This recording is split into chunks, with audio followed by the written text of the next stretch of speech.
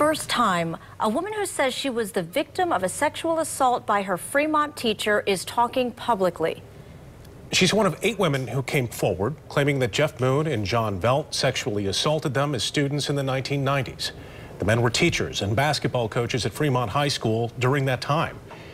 Velt now works in Jenison schools, where he's currently on administrative leave. Yesterday, we broke the news that Moon resigned from Fremont, and new tonight, another development you'll see only on 8. 24-Hour News 8's Heather Walker is learning the disturbing allegations against them.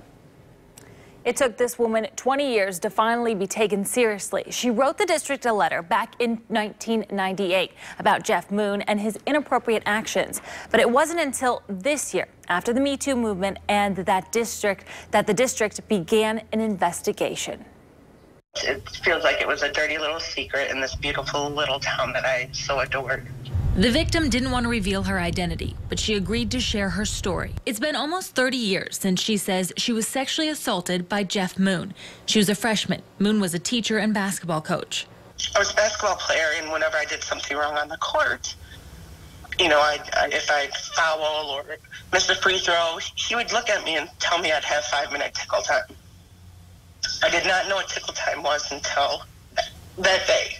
She says Moon used her high school crush to lure her to his home. He actually picked me up at my house, drove me to his house, claiming he had to call this boy, and he tackled me and,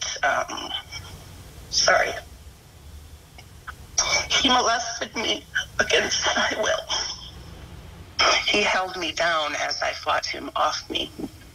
But I wasn't, you know, I'm 14, and he was a very fit man, so, you know, I didn't win.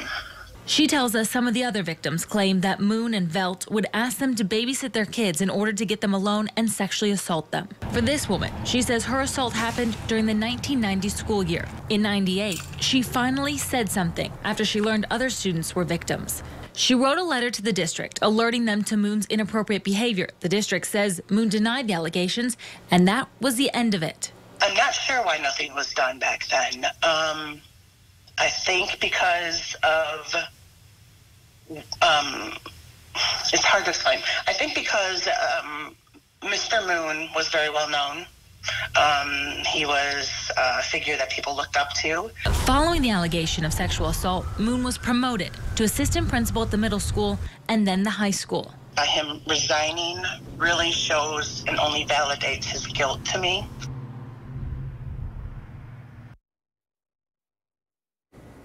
Today, we questioned Fremont Superintendent about Moon's promotions. Superintendent Ken Hager took the role in 2014. He says he was not aware of that letter from '98 when he made the decision to make Moon the assistant principal at the high school, and adds that Moon had a clean teaching file.